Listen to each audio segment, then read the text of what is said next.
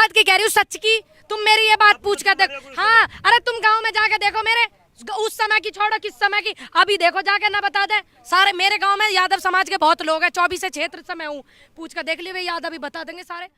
नमस्कार जी, मैं राजू सिंह सोलंकी विकासशील भारत के लिए मैं पहुंचा हूं गाजीपुर बॉर्डर।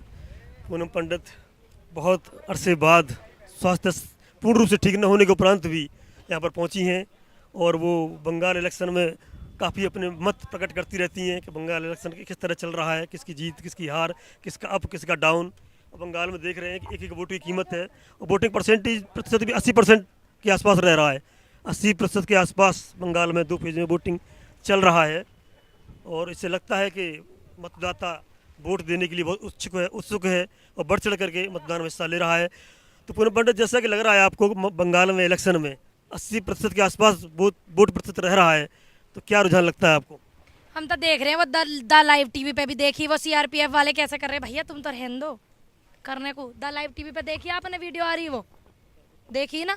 तो बस क्या करें, हम तो बड़े दुखी हो रहे, पर कोई बात नहीं, जो परमात्मा हमारे साथ है हमें पता। और दूसरी बात, आपका अधिकार है, आप अपनी वोट किसी को भी देवें, पर ऐसे व्यक्ति को न देवें जो लोकतंत्र खतरे में रहो और भारत हमारा खतरे में हो, और ये निजीकरण की बात करने लग रहे हैं, ऐसे ऐसे लोगों को न देवें बस। निजीकरण से नुकसान क्या है बताएंगे आप? हमें तो बहुत नुकसान है, तुम्हें नहीं है? देखिए, हमें तो ये नुकसान है सबसे पहले तो, जो सरकारी नौकरियों के पद पे वादे करे थे इन्होंने, ये सरकारी नौकरी इनको उन्हें तक कर दिया इन्होंने खत्म, इन्होंने वो प्राइवेट कर दिया सारे सिस्टम। ये कितना सुंदर नाम लगा था, भारतीय रेल, कितना लगाया प्यारा। अब ये एयरपोर्ट का नाम अब अडानी, अडानी सेव, अडानी रेल, कितना बेकार सा नाम लग रहा। ये तो हमें नाम अच्छा बुरा नहीं होता, बात यह है पूनम पंडित, कोई भी व्यक्ति सरकारी स्कूल में पढ़ाना नहीं चाहता, सरकारी अस्पताल दिखाना नहीं चाहता। सबकी सोच यही है, सरकारी स्कूल में पढ़ाएंगे जी, सबकी सोच यही है, तो क्या दिक्कत है प्राइवेट होने में? ठीक करें। अब मैं पूनम पंडित, मेरे तो आने वाले कल में अगर थारी हिसाब किताब ठीक रहा, आने वाले कल में अपने बच्चों को भी सरकारी स्कूल में पढ़ाऊंगी। लेकिन आप सरकारी स्कूलों की व्यवस्था तो ठीक करो। जिस दिन किसी एक नेता या मंत्री के बच्चे सरकारी स्कूलों में पढ़ने लग गए ना, उस दिन तुम देख लेना शिक्षा सुधर जाएगी देश की। मैं कहती हूँ बिल्कुल मैं पढ़ाऊंगी, लेकिन उसकी व्यवस्था तो ठीक करो। प्राइवेट करने से कुछ नहीं होने का। सरकारी जो संस्था है उन्हें आप मजबूत करो, बढ़िया करो, अच्छी उसमें वो रखो, टाइम टाइम पे जांच पड़ताल करो, कौन पढ़ा रहा कौन नहीं पढ़ा रहा, वो मजबूत होंगी तो सरकार की संस्था मजबूत रहेंगी। आप तो निजीकरण को लगे पड़े हो, प्राइवेट में पढ़ाएंगे बच्चे, न क्यों पढ़ाएंगे प्राइवेट में? पहले IPS IAS PCS अधिकारी ना बने सरकारी ने पढ़ के। जितने भी मेरे बड़े अंकल चाचा ताऊ हैं जो अधिकारी आज के टाइम में, पूछ कर देखे, सरकारी स्कूलों में पढ़ के बने, प्राइवेट में ना पढ़े। कोई नीति बना रहा है कि प्राइवेट किया जाए?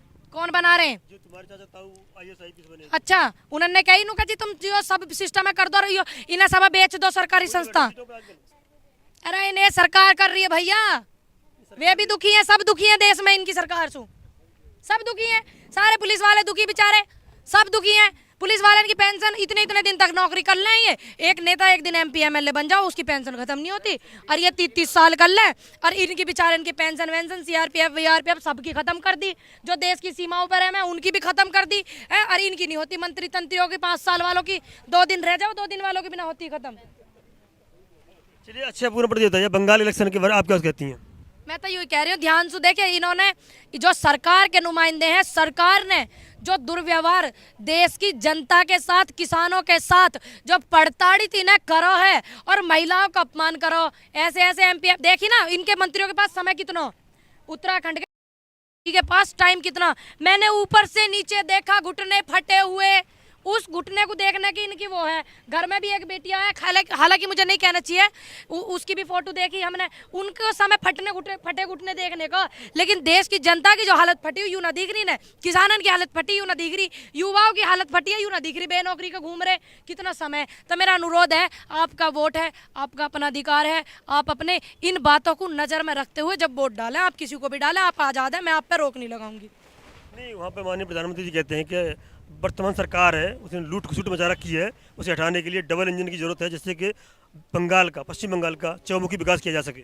चरमुखी विकास बांग्लादेश में जाके होगा, बांग्लादेश में कर रहे हैं वे तो रैली, ठीक। और उत्तर प्रदेश के योगी जी भी वहाँ बंगाल में रैली कर रहे हैं जाके। अरे ये UP का ही देख लेते पहले, और जी के तुम्हारी सरकार हैगी, वे MP में भी इनकी सरकार है, वे महिला बैठी हैं आंगनबाड़ी के सिस्टम को लेकर बेचारी, वहाँ मैं गई थी, महापंचायत में वे बैठी थी। बताओ, इन्हें देख लेते जहाँ सरकार है, वहाँ को विकास देखो ना इनका उठा के कैसा, वो विकास भी देख लो। नहीं, वो विकास तो है ही, उनका नहीं, विकास है अब तभी, पुरानी नहीं, उनका विकास नहीं उनका है। विकास नहीं होता तो उन्हें चुना नहीं जाता, उनका विकास होता तब ये बैठती ना धन्ने पे। उनको गुमराह कर दिया गया होगा। काय को गुमराह कर दिया, इतनी सारी न कर दिया गुमराह। 2-4 सरकार के नुमाइंदे आए आज तक यहाँ बॉर्डर पे, जो 2-4 किसानों ने अपनी गैल लेके गए हो गुमराह करके। वो तो बार बार कहते हैं किसान है ही नहीं। कौन है फिर काय को बौखला रहे हो इतने? रहो आराम से, हम तो आंदोलन कर रहे हैं। जब किसान ना है बाबूजी, रहो अपने आराम से, हम तो बैठे हैं आंदोलन कर रहे हैं, कोई बात ना। और अपने वोट बहुत कीमती वोट है देश की जनता का, सब बातों को नजर में रखते हुए अपना वोट डाले। अच्छा पूनम पंडित, अभी आपने देखा होगा उत्तर प्रदेश में प्रधानी, स्थानीय निकाय बोलते हैं इनसे, प्रधानी के, हाँ जी, गाँव के प्रधान। प्रधानी के और मेंबर्स के, बीडीसी के, BDC जिला परिषद सदस्य के, शायद 15 तारीख से लेकर के 25 तारीख तक वोटिंग है। तो आपको क्या लगता है इसमें कि जो किसान आंदोलन का प्रभाव पड़ेगा? बिल्कुल पड़ेगा, क्यों नहीं पड़ेगा। हालांकि मैं तो चुनाव पुराव लड़न वाली भैया, मैं तो यहाँ पे तो अपनी समस्या का समाधान नहीं हो रहा किसानन किन का, इन प्रधानन का तो बेचारन का जब करेंगे। हम तो अपनी समस्या को लेके बैठे, लेकिन बिल्कुल प्रभाव पड़ेगा और पड़ रहा। देखी नहीं तुमने, गुजरात में एमसीडी के चुनाव हुए, पंजाब में, गुजरात में सूड़ा साफ कर दिया बीजेपी सबका। अरे दूसरे चुनाव जो हुए 27 सीट आई हैं जहाँ।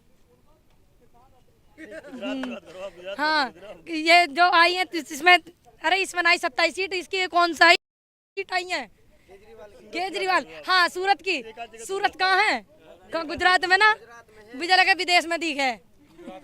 बताओ हैं? उत्तर प्रदेश ही चल रही है, उत्तर प्रदेश में इलेक्शन है, तुम नहीं भैया, उत्तर प्रदेश में इलेक्शन है। तुमने कही अभी बैक करके देखो कि अपनी वीडियो क्या कही कि फर्क पड़ेगा। मैंने कहा बिल्कुल पड़ेगा, देख लो गुजरात में, और देख लो ये झाड़ू वाली चीज, जो झाड़ू वाले हो रहा काम, ऐसी झाड़ू सकेरती हुई लेके जाएगी ना, सारी जितनी भी पार्टी है साइकिल चलाती हुई लेके जाएगी। लेकिन हाथी जी तो शांत है। और तुम्हारे और कौन कौन सी पार्टी है? हर क्षेत्र में जो पार्टी काम करेगी उसका होगा, चाहे वो झाड़ू हो, चाहे साइकिल हो, चाहे वो झंडा लहरावे। इंदिरा गांधी जी के जो थी उनका लहराएगा, जहाँ सही काम होगा वहाँ होगा।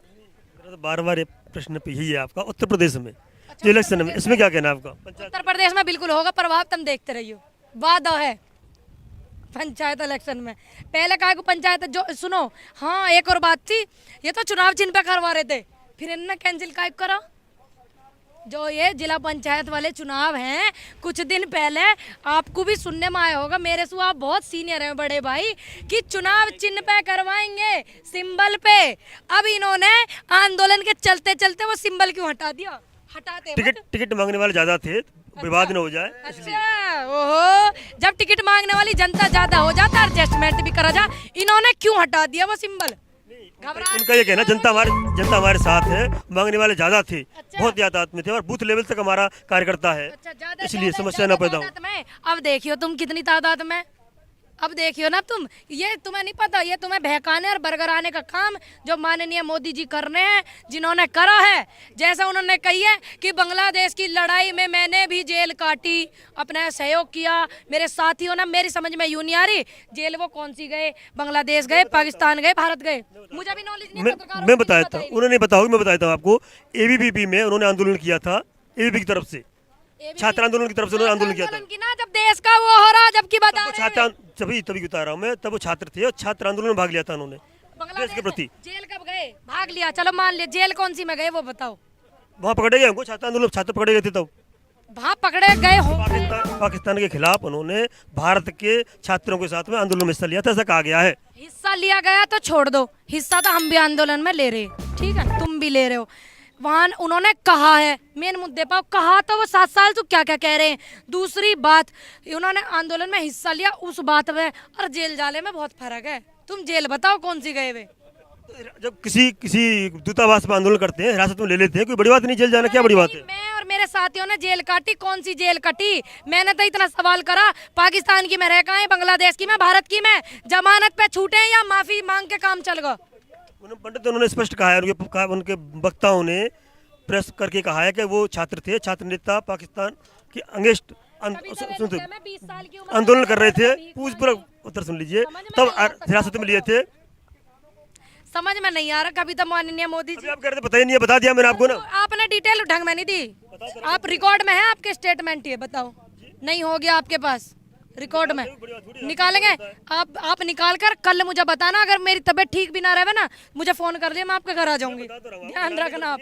हाँ, रिकॉर्ड में दिखाना। दूसरी बात, प्रभु कभी तो माननीय मोदी जी कहते हैं कि मैं जब 20-22 साल की उम्र में था तो मैंने भीख मांगी थी, मैंने चाय बेची थी। अब एक बात बताओ, हमने तो 12 साल की उम्र में दूसरों के यहाँ बर्तन मांज के अपने परिवार का पेट भरा, और 20 साल 22 साल का व्यक्ति होकर भीख मांग सके, उसे आप क्या कहोगे? और मेरी माता जी दूसरों के घर में बर्तन मांजती थी, ये माननीय मोदी जी ने कहा। अब तुम बताओ, 20-22 साल का बच्चा खूब करने खाने कमान लायक हो, ठीक? मैं तो एक लड़की होकर 12 साल की उम्र में बतेरी मेहनत कर रहा कि गांव में देखे जाके, ये बोलने से काम नहीं चलता।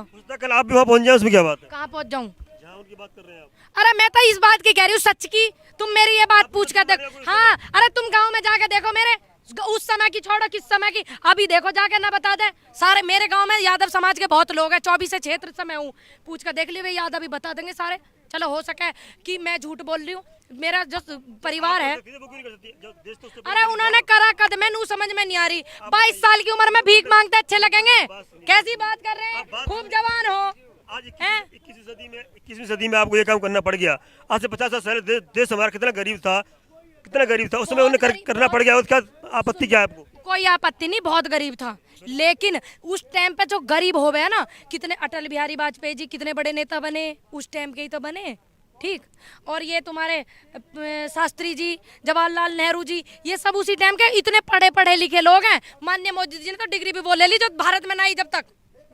बात डिग्री की नहीं चल रही, बात मेहनत की, हम भी मेहनत की कर रहे हैं। एक बात बताओ, 20 साल की उम्र में आजकल के बच्चे तो ज्यादातर खेल वेल में ध्यान रखें, उस टाइम के बच्चे बहुत पहले और ज्यादा समझदार हो रहे। कितनी कितनी कम उम्र में सरकारी नौकरी IAS PCS बन जावे। मोदी जी 22 साल की उम्र में भीख मांगे, कैसी बात कर रहे हो? क्या मेरी स्टेटमेंट मैंने तो कई बार देखा। चाय की बात हुई है, चाय की भी हुई है, चाय की भी कही, भीख की भी हुई है। उन्होंने कही मेरी माता जी, तो हो सके जी अपनी माता जी से इन्होंने करवा दिया इस तरह का। मैं तो बिल्कुल नहीं करवा सकूं अपनी मासू इस उम्र में। मेरे हिसाब से तो आप भी नहीं करवाओगे। 20-22 साल की उम्र की होगा, आप अपनी मासू कहोगे? हैं? नहीं कहेंगे। कोई स्टेटमेंट नहीं है भैया, ऐसी बात मत कहो, हैंगे।